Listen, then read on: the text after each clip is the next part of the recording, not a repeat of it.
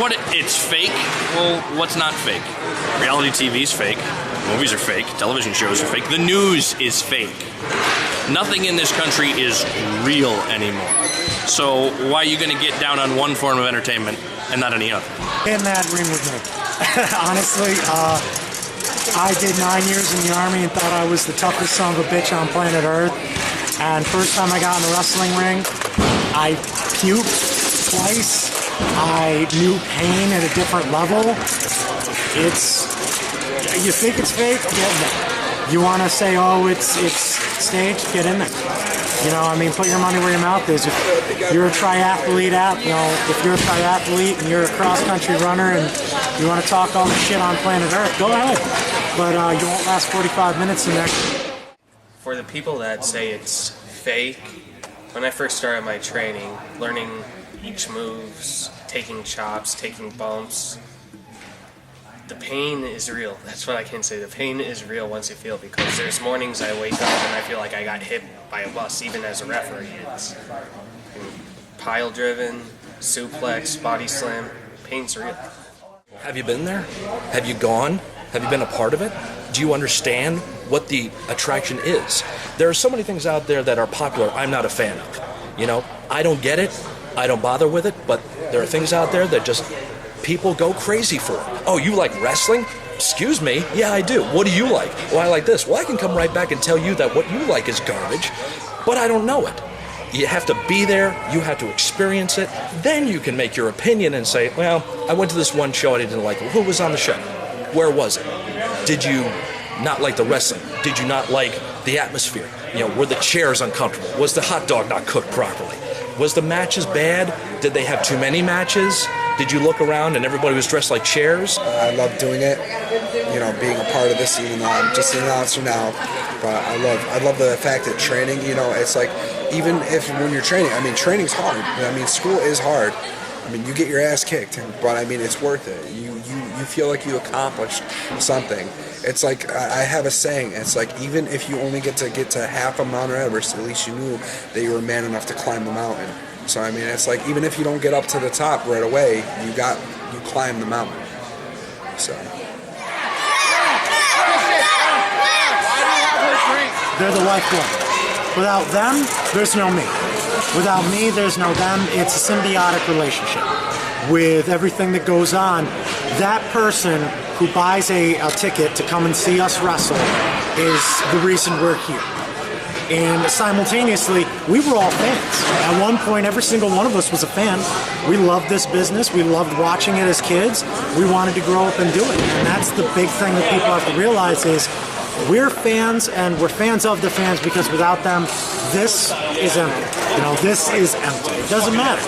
When it comes right down to it, without them, there is no us. Oh, the fans are big time important. I mean, it's like, but the thing is that you have to, it doesn't matter how many fans are in attendance at a show, whether it's 550 or 500, you have to play to those people. It doesn't matter what it is. You have to make these people feel like they're special, that they're seeing something special. I mean, it's like, that's pretty much what the nature is. You have to make people get into it as much as you can. You are telling them what to do. They're not telling you what to do, and you're getting a reaction out of them with everything that you do, whether it be taunts, whether it be moves, whether it be taking out somebody's leg or arm or playing up to the crowd. It's you control the crowd. Wrestlers control the crowd. Everybody that works a show plays the crowd up. The crowd has really no control over what happens in the match. The wrestlers have control about what the fans do.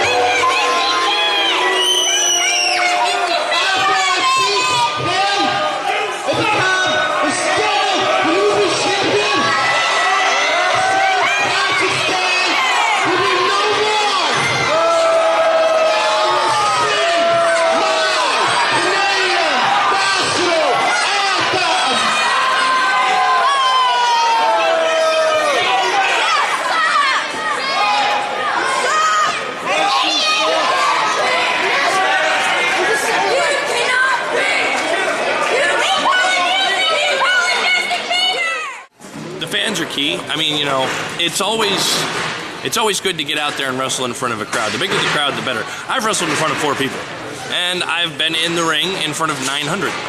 So, a hotter crowd, a bigger crowd is always going to be hotter. It's going to be more fun to work in front of. But at the same time, you don't want to just go out there and, even when wrestling in front of 4 people, you still want to put on a good show, because the fans are important. If you only have 4 fans, but you entertain them and they go, oh, you gotta come with me next time, and then you get 8 fans, and it's exponential, really. If you can get people to come in, that's what you need, and that's basically the way. Fans are the business. Otherwise, it's a bunch of guys rolling around in the ring in our underwear. In your experience, being in the ring at live events, like what's it like to have a sold-out crowd, or just a packed house? Honestly, having 200-300 people at our shows, it's an experience I'll never forget. I can say that just the atmosphere, the experience, is nothing like it. The crowds are what make a match good or bad, because as professional wrestlers, you're looking for reactions. If you go out there and just expect to get all your stuff in, there's no match. There's no excitement. There's no connection with the audience. They're paying their hard-earned money to see you, and you should pay them the respect back that they paid in dollars to see you wrestle. Especially on the independent level, you have guys nobody's ever heard of. So they're paying money on a risk to see you, because they may not know who you are. They may be dragged there by their children, or dragged there by their girlfriend, boyfriend, husband, wife, whoever. And then if you go out there with the intention of grabbing them and saying, this is who I am. We're going to be back here this time. You be here for that event. You have to be a part of this. And if you are able to get that connection, you will generate a wrestling fan. You will be able to bring them back over and over again. And a lot of people talk about 5-star matches and 4-star matches. A lot of that has to do with crowd reaction. It really makes more sense on whether the audience is into it or not. That's going to depend. You could have a great match where it's going crazy and all that stuff, but if the audience is just sitting there, guess what? Your match isn't that good.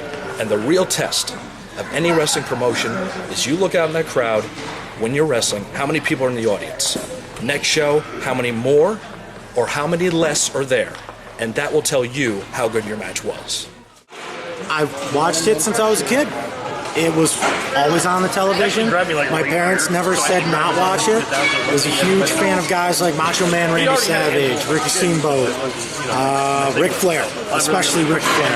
And all the smaller guys, actually. That was the thing. I never dug the Hulk Hogan, Undertaker, huge mammoth 7-footers, because, for God's sakes, I'm 5'10".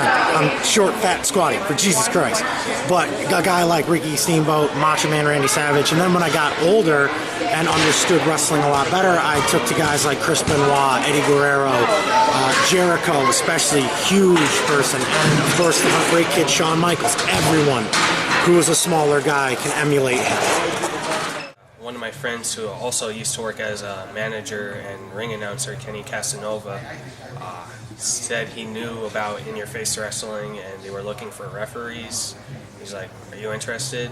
Signed up for the academy, completed my training, and here I am. Honestly, I just enjoy having a closer-knit family. I'm an only child, so it's nice being with the guys, just doing my thing and performing.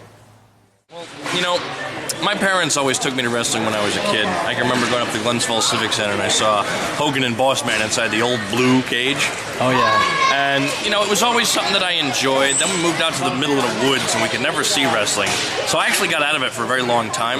When I was a senior in high school, we moved back to where we could get cable. And I was able to start getting back into it. I went up to IWS, International Wrestling Syndicate, which was Internet Wrestling Syndicate at the time. Back in 2004 is when I started going up there. And that's where, I met Kevin Steen back before anyone knew who he was, El Generico. Yeah, guys who were, kind of big names on the scene now. Guys, nobody knew who the hell these guys were. They were, skinny little kids. They were the size of this guy over here. And, it was actually up there that I got hooked up with Cloudy. Oddly enough, I live 2 towns over from the guy. I meet him in another country. And he hooked me up with JP Black, the guy who trained me to be a professional wrestler. And I did a year of training with JP. And then I made my debut in Vermont for SAW Wrestling. And then In Your Face came along, 4 months after that, and I've been doing it ever since. Probably just going to my very first live event, which was at the RPI Fieldhouse in Troy, New York, and just being there and being surrounded by people like me that were wrestling fans, and this is 1984, 1985, 1986, when still it was kind of like not popular to be a wrestling fan. And, it's kind of gone up and down because of mainstream media and so forth over the last decade. And it's starting to become kind of cool again to be a wrestling fan. But really, it was just that feeling in the building, that vibe, that electricity that just goes all around everybody, that really just like hits your inner core and says, that's what I want to do. I want to do that and be a part of that. And for me, I was 10, 11 years old watching Tito Santana wrestle in the first match, the first WrestleMania, and thinking to myself, wow, that's amazing. And then transition 15 years later, I am standing in the ring across from Tito Santana, wrestling him in the main event of a show done in Saratoga called Control Chaos. Beat me in the figure 4 leg lock, but it was just an amazing feeling to say, I saw that guy on TV when I was a kid, now here I am, there he is, this is happening, this is real, and I'm going to show this guy, I'm going to show all these people why I deserve to be here. Honestly, approaching my 1 year working for In Your Face, honestly, I do believe it is the best promotion in the Albany area. If you have not been to an In Your Face wrestling show before, strongly suggest if you're in the Boston Spa, Albany area, come check it out.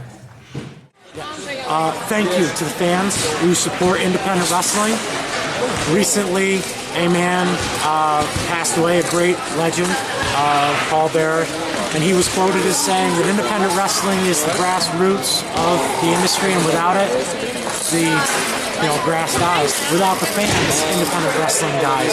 So thank you to every fan that has shown up, and thank you for continuously supporting local independent promotions, and more importantly, just thank you for being awesome.